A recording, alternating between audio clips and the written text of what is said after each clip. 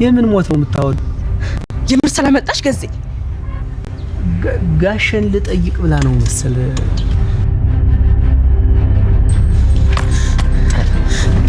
አረ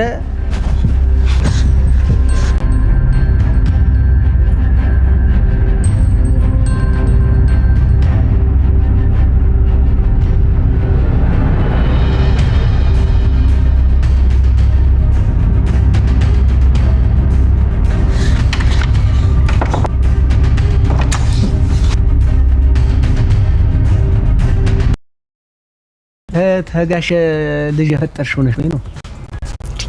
አንተ አነጋገርህን አስተካክልሽ። ይቅርታ እናት አለም። እኔ ጋሽ ልጠይቅ ነው የመጣሁት። ግን ይሄ ነገር እትዬ ጆሮ ላይ ደርሷል? አዎ። ምን ነው ፈራህ እንዴ? ኧረ እኔ ምን ጥልቅ አድርጎኝ እንዲሁ ግን እንዲሁ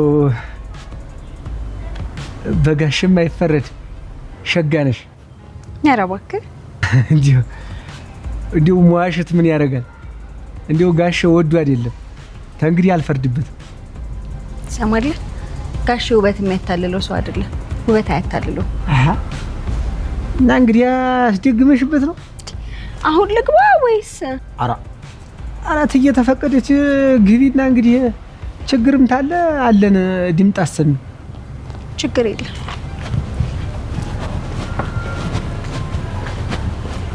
አርዋ ወይ ጋሽ እንዲሁ ባንተ ይፈረዳል። አሁን ባንተ ይፈረድ። የቤቱ ሀዘን ኪፕ ጎይንግ እንዳረገ ይገኛል ማለት ነው። እንግዲህ ደረጀ በባለፈው ክፍል ታሞ ሆስፒታል እንደሄደ አይታችኋል ማለት ነው። ግን ደረጀ አደጋ ደርሶበት ነበርና እንግዲህ በአደጋው ምክንያት ጭንቅላቱ ውስጥ የሆነ ደም ነገር ተቋጥሮ ነበር ማለት ነው። እንግዲህ የዛኔ አደጋው እንደደረሰበት ያየው ሰው የለም ነበርና እሱም ለማንም አልተናገረም ነበርና እንግዲህ ወደ ሆስፒታል የወሰደው ሰው ስለሌለ ከሰከረ በኋላ ተናገረ ማለት ነው። ታመሜ ማሚን ወድቄ ነበር መኪና ገጭቶ ምናምን ባለበት ታይም ላይ እንግዲህ ሐኪም ቤት እንዲወስደው ማርታ ለናታን ነግራው ነበር ማለት ነው። ናታንም እንግዲህ ታንስቶ ሐኪም ቤት ወስዶት ነበረ ማለት ነው። ሐኪም ቤት ከወሰደው በኋላ እንግዲህ ከባድ ህመም አጋጥሞት ነበረ ማለት ነው። ስለዚህ ከህመሙም እንግዲህ ጭንቅላት ውስጥ ደም እንደተቋጠረ እና ለትንሽ ጊዜያት እስኪታከም ድረስ መናገር እንደማይችል ነው የተናገሩት። ስለዚህ አሁን ደረጀ ያለበት ሁኔታ ማውራት አይችልም፣ መስማት ብቻ ነው እንጂ እንግዲህ በዛን ታይም ላይ ማርታ ስታየው በጣም ነው የደነገጠችው። እቤትም አምጥተው ልጆቹ እያስታመሙት ይገኛሉ።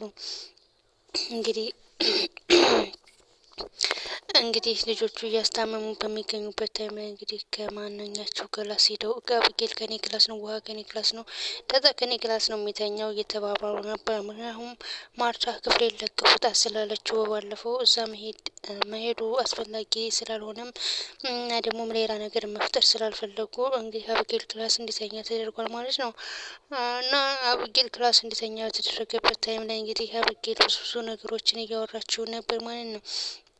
ሰላምን ከስሻታለሁ፣ ከሰተለው አንተን አስገድዳ በመድፈር ህይወትን እንደዚህ ምስቅልቅል በማድረጓ ከአንተ ገንዘብ ፈልጋ ነው እንደዛ ያደረገችው ስትል ነግረዋለች ማለት ነው። ስለዚህ እሱ መናገር ስለማይችል ዝም ብሏታል ማለት ነው። ግን የሆነ ጭንቀት ፊቱ ላይ እንዳየባት ማለት ከሱን እንደማይፈልገው የሚናገር አይነት አይታበታለች ማለት ነው። እንግዲህ እንደዛም ብላ የምትፈልገው ነገር ካለ ሁሉንም ነገር ጻፍልኝና እገዛልሃለሁ፣ አመጣልሃለሁ እያለችው ነበር አብጌል ማለት ነው። ስለዚህ እንግዲህ በዛን ታይም ላይ እንግዲህ አብጌል እንደወጣች ማርታ ወደ ደረጀ ገብታ ነበረ። ደረጀ አንተ ይሄን ነገር ባታደርግ ኑሮ እኮ እስካሁን ሳቅ ላይ ነበር፣ አሁን ያለንበት ሁኔታ በሳቅ ነበር የሚኖረው፣ ሳቅ ነበር የሚሆነው እያለች እየነገረችው ነበረ። እንግዲህ ተያይዘው ሁለታቸውም ይሄ የኛ ላይፍ መጨረሻ ይሄ ሆኖ እያለች ብዙ ወሮዎችን ስትነግረው እያለቀሰ ነበር እሱ። ምክንያቱም የህይወት መጨረሻችን ይሄ ነው ወይ? ሰላም ጉድ ሰራሽ፣ እኛ የሰላም ያደረግሽው ስህተት በጣም ከባድ ስህተት ነው የሰራሽው ያመጣሽው ምናምን እያለች ነበር ማርታ እያለቀሰች ነበር ማለት ነው። ደረጀም እንግዲህ እንደ ሴት ልጅ ስቅስቅ ብሎ እያለቀሰ ነበር። ምክንያቱም መናገርም አይችልም። በተለይ መስማት ብቻ ነው የሚችለው። እንግዲህ አንተ ክላስ ውስጥ ገብተህ ተኛ ያላንተ አልጋው ዋሻና ወይም ጨለማ ነው፣ ገብተህ እዛ ተኛ። እኔ ሽማግሌዎች ከቀናት በኋላ አንተ ሲሻልህ ይመጣሉ ብላ ነገረችው ማለት ነው።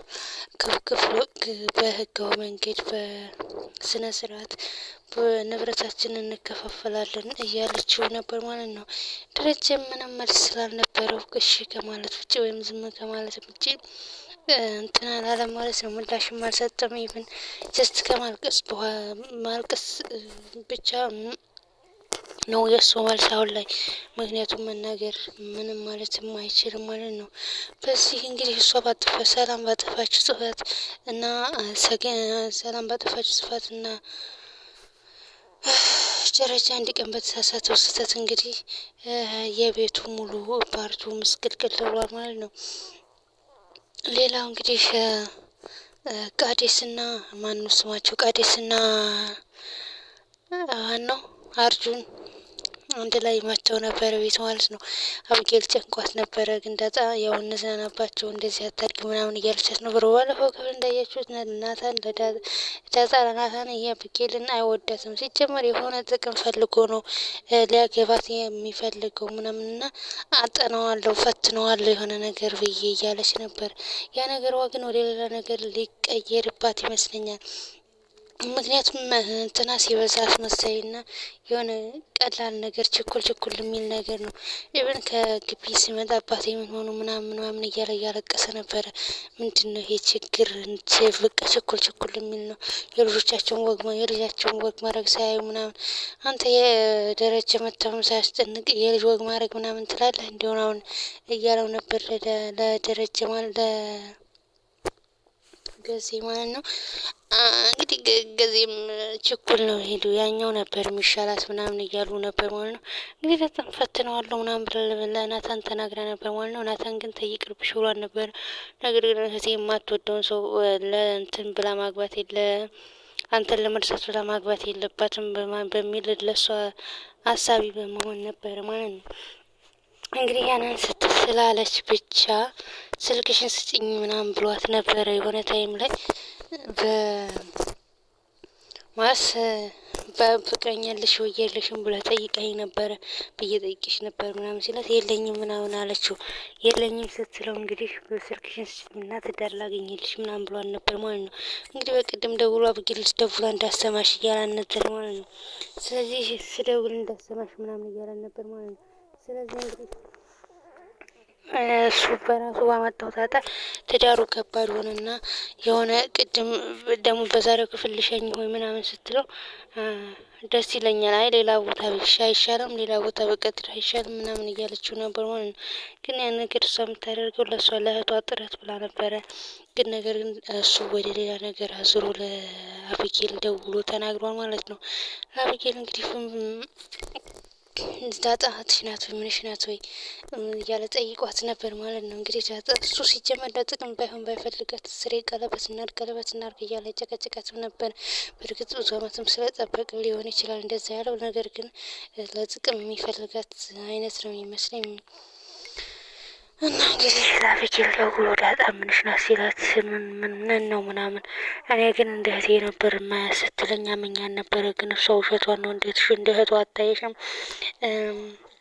እንገናኝ ብላ ቀጠረች ምናምን ሲለው እንዴት እንገናኝ ማለት መገናኘት ማለት ላይክ እንደ ፍቅረኛሞች አክት እንድናደርግና እሷ ቦይፍሬንድ እንደሆነ ትፈልጋለች መሰለኝ። እና የቅናት መንፈስ አለ። ይሄ የሚነገር ነገር አልነበረም። ግን ደግሞ ለወደፊት ትዳር አብረን ስለምንይዝ ከአሁኑ ከስሩ መነጋገር አለብን ብሎ ነግሯታል። በእርግጥ ጥሩ ነው። ግን ደግሞ ዳጣ እንደዚህ አይነት ነገር ለማድረግ አይደለም እንደ ያሰበችው። ይሄን ለናታን ሁሉ ስለነገረችው ሶኬ ችግር የለውም ነበረ ማለት ነው። ስለዚህ እሷም አብጌልም እንዴት እንደዚህ ትላለች ብላ በጣም ደንግጣ ወደ ዳጣና ወደ ናታን እየሄደች ነበረ። በቀጣይ ፓርት ምን ይጠብቀናል? ከዚህ የነዛኞቹ ችግር አለ፣ ከዚህ የነዳጣ የቤቱ መዘዝሮ ማለቂያ የለውም ማለት ነው።